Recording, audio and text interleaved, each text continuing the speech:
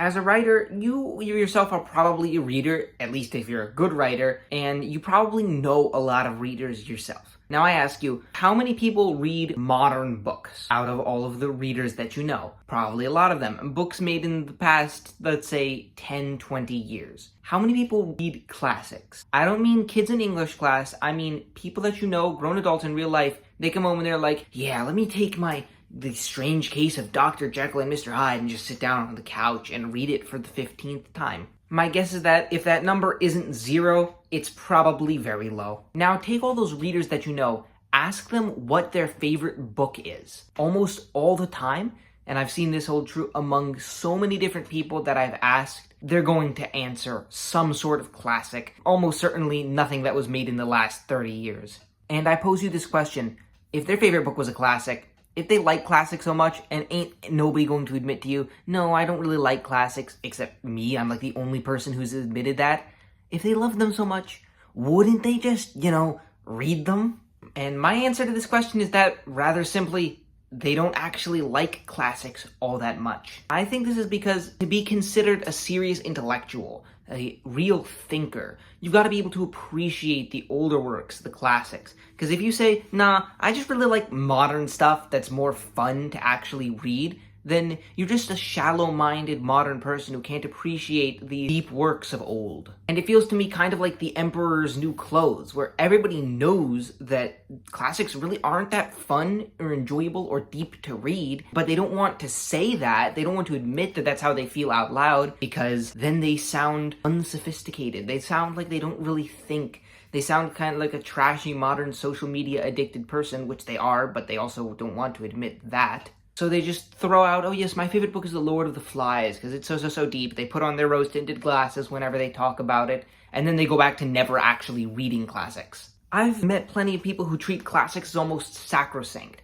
You cannot criticize them. They're too old for you to have anything to say against them. But the fact of the matter is, writing has evolved a lot over the course of time, as any form of art does. When we look back to an oft-idolized classic, Beowulf, it's pretty crappy. Because the goal of Beowulf is not the writing. The goal of Beowulf is the lesson wrapped up in the writing. Beowulf isn't trying to be a fun story. Beowulf himself, as a character, is a nobody. He's an idealized vision of a good, strong, holy man. But the overall purpose of Beowulf is not to be a well-written story. It's meant to teach you something. And a lot of these older tales, these epics about characters such as Beowulf, have very little to do with the characters and way more to do with the themes. And a lot of people who read classics are like, well, theme is the most important part of story. Theme is hardly even a part in the first place of the story, I would say. Theme is what authors lay over their finished story to make it sound more legitimate and more deep.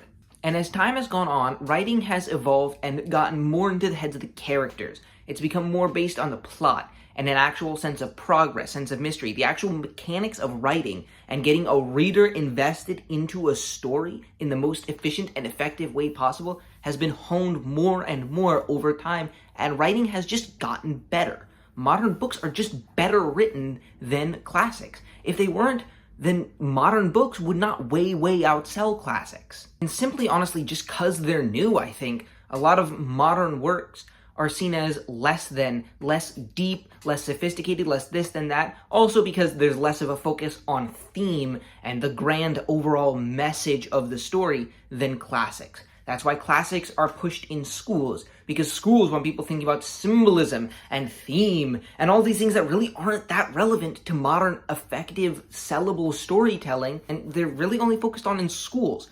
Who the hell gives a crap about symbolism when you get into the actual creative writing industry? Nobody. I think that in part also contributes to the view that classics are just so incredibly deep and so incredibly sophisticated that you can't criticize them at all, because they're pushed by schools. They're pushed by big daddy government and by the teachers who teach you this is real literature. This is what's sophisticated. You can go home and you can read your modern thriller novel or whatever, but when you go to school, we want kids learning with real literature. And what is real literature? It is these classics. What makes them real literature? Because they have theme and symbolism. Or are they actually better writing? No, but you're not allowed to consider them to be worse writing because they have that deep theme and symbolism. If you can't get actual pleasure from reading something that isn't actually that enjoyable, like Frankenstein, where it's just bad things happening to Victor Frankenstein over and over again, and the themes, honestly, you have to really dig for them, and they're kind of boring and passé,